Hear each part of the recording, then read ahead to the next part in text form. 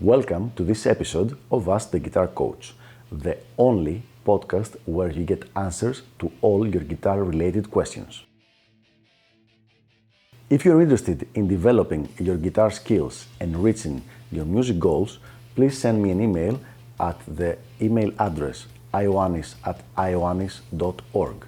That is ioannis@ioannis.org, so that I can let you know about all the different packages of elite guitar coaching and how you can get private coaching by me.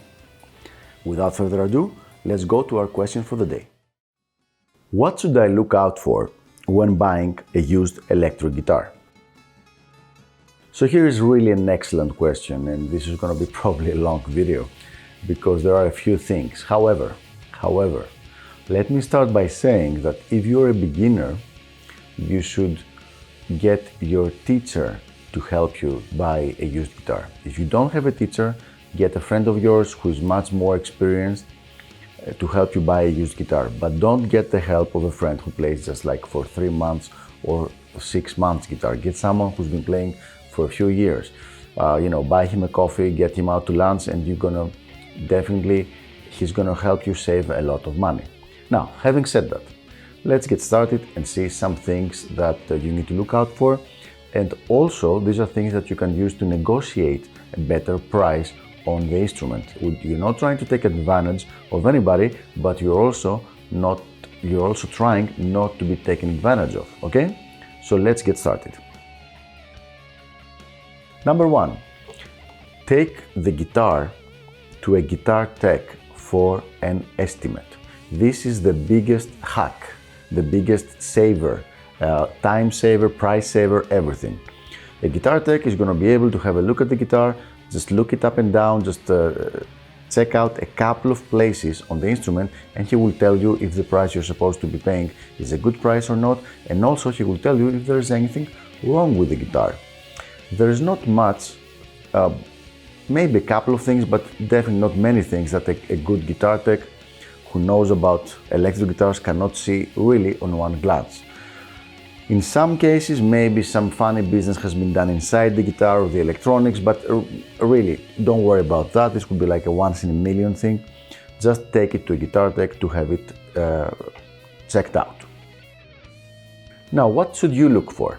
Let's start by looking for different parts of the instrument and if they're rusty. So, for example, if the tuners are rusty, if the pickup covers are rusty, if the bridge is rusty, everything except the screws. Usually the screws are very inexpensive to replace, but anything else that is rusty can also be used.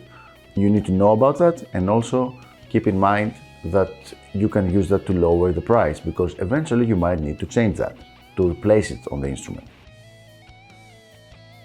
Number 2, check out for obvious cracks and dings. So does the guitar have specific places where it has fallen, it has some cracks, or it has any dings? Especially dings, like little things that just might go inside a little bit of the wood, they really don't affect the instrument at all, only cosmetically. So if you're not pissed off by looking at it, you're perfectly fine. And on the other hand, it really lowers the price. So a guitar that's in pristine condition will be much higher price than one who has a couple of dings and bangs around it. But absolutely take my word for it, as long as nothing is broken, it doesn't affect the sound, the playability, or anything else of the instrument at all.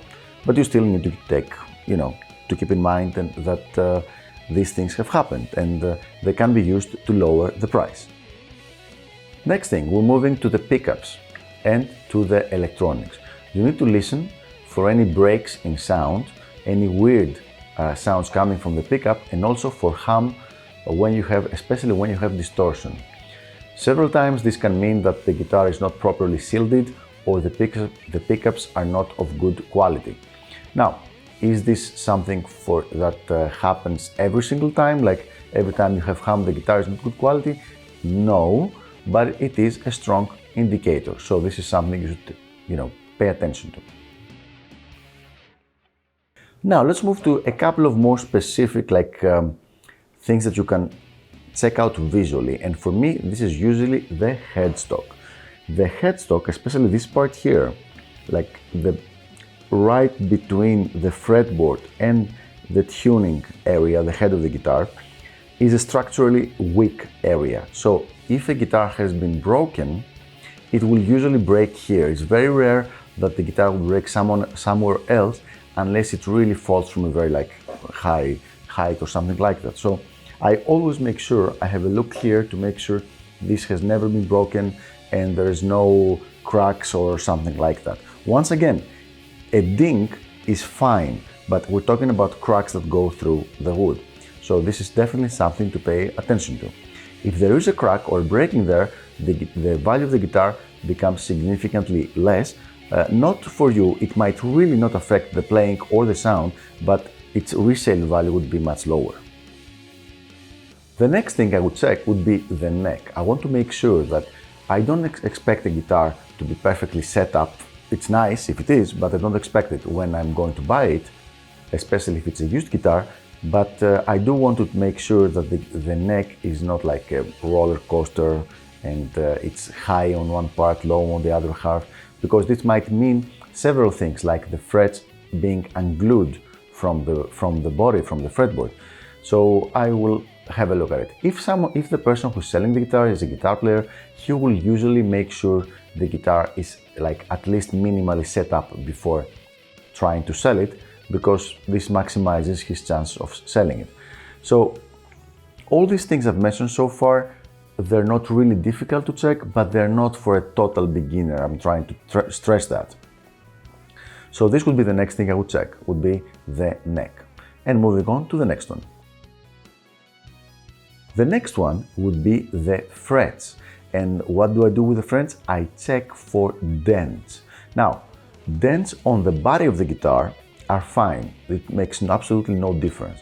However, dents on the neck, on the frets, is a different story, because that means that the guitar has fallen on the fret in some occasions, and then the string of the guitar has cut a groove inside the fret from falling on it.